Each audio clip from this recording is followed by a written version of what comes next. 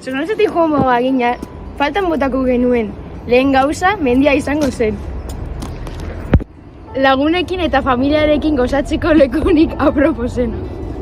Gaurkoan, dela txikita mendiko ibilbidea egiten etorri gara. Naiz eta Zornotzan ere, Bizkarge mendia izan. Mendia egoteko egunik garrantzitsu batzuk ditugu herri honetan.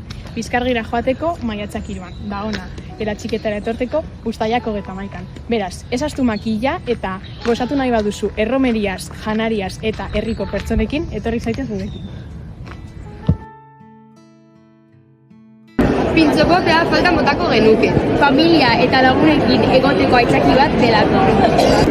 Naiz eta besteriko batzutan bebai, eukin pintxokotea, hemen Zornotzak beteko gure betiko likuak eta gure betiko lagunak. Eta horregaitik da, hain berezia guretzat. Egunero batzen garelez gure asteko motivazioa bihurtu da.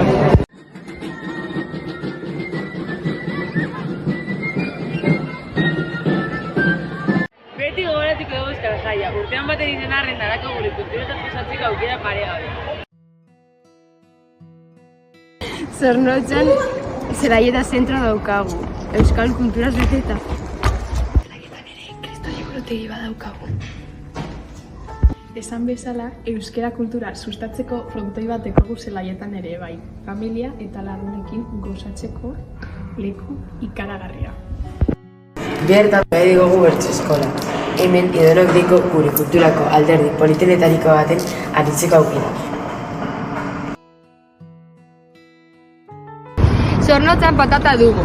Jendak dio herriko gauzarik onena dela. Eta egia zan oso polit eta baliagarria dela esan genezake.